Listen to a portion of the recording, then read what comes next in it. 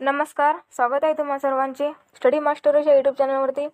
मित्रांनो, आजच्या व्हिडिओमध्ये आपण 2 जुलै 2025 रोजी झालेल्या काही घडामोडीबद्दल माहिती बघणार आहोत। तर चला तर आजच्या व्हिडिओला सुरुवात करूया। मित्रांनो, आजच्या व्हिडिओचा पहिला प्रश्न आहे, the one cricket and my life and more बुकचे लेखक कोण आहे? तर मित्रांनो, या प्रश्नाचे उत्तर आहे शिखर धवन। शिखर धवन यांनी the one cricket and my life and more बुकचे हे बुक लिहिलेले आहे शिखर धवन यांनी।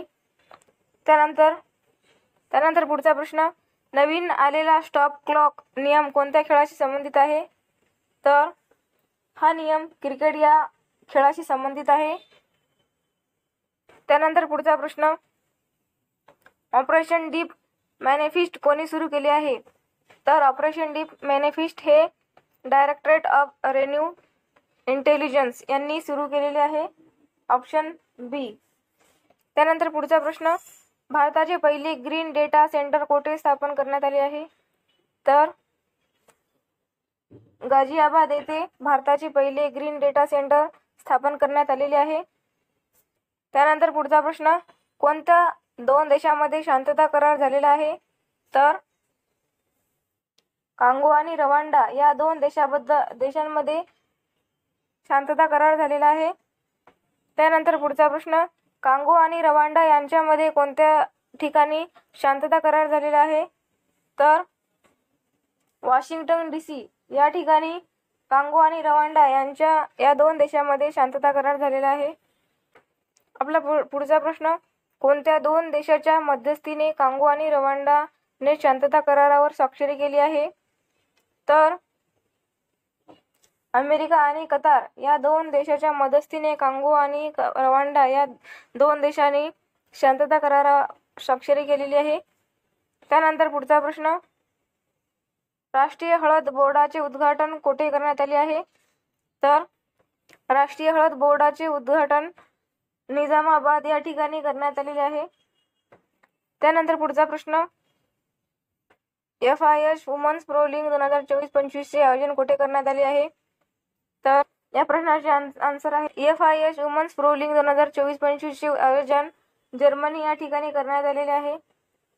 त्यानंतर पुढचा प्रश्न, निजामाबाद येथे राष्ट्रीय हळद बोर्डाचे उद्घाटन कोणाच्या हस्ते करण्यात आले आहे? तर या प्रश्नाचे आन्सर आहे अमित शहा यांच्या हस्ते राष्ट्रीय हळद बोर्डाचे उद्घाटन निजामाबाद येथे करण्यात आलेले आहे। त्यानंतर पुढचा प्रश्न, भारताचा पहिला ओव्हरपास वन्यजीव कॉरिडॉर कोणत्या एक्सप्रेसवे वर बनवण्यात आला आहे? तर या प्रश्नाचे आन्सर आहे दिल्ली मुंबई एक्सप्रेस। भारताचा पहिला ओव्हरपास वन्यजीव कॉरिडॉर हा दिल्ली मुंबई एक्सप्रेस वेनी बनवण्यात आलेला आहे। त्यानंतर पुढचा प्रश्न, राष्ट्रीय डॉक्टर दिन भारतात कधी साजरा करण्यात येतो? तर या प्रश्नाचे आन्सर आहे 1 जुलै। 1 जुलै या दिवशी राष्ट्रीय डॉक्टर दिन भारतात साजरा करण्यात येतो।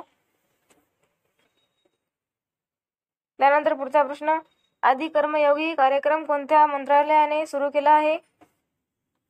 तर या प्रश्नाचे आन्सर आहे आदिवासी या मंत्रालयाने आदि कर्मयोगी कार्यक्रम सुरू केला आहे। त्यानंतर पुढचा प्रश्न, भारतीय तटरक्षक दलाने कोणत्या ठिकाणी अदम्य जलद पेट्रोल नौका समाविष्ट केली आहे? तर या प्रश्नाचे आन्सर आहे गोवा या ठिकाणी भारतीय तटरक्षक दलाने अदम्य जलद पेट्रोल नौका समाविष्ट केली आहे। त्यानंतर पुढचा प्रश्न,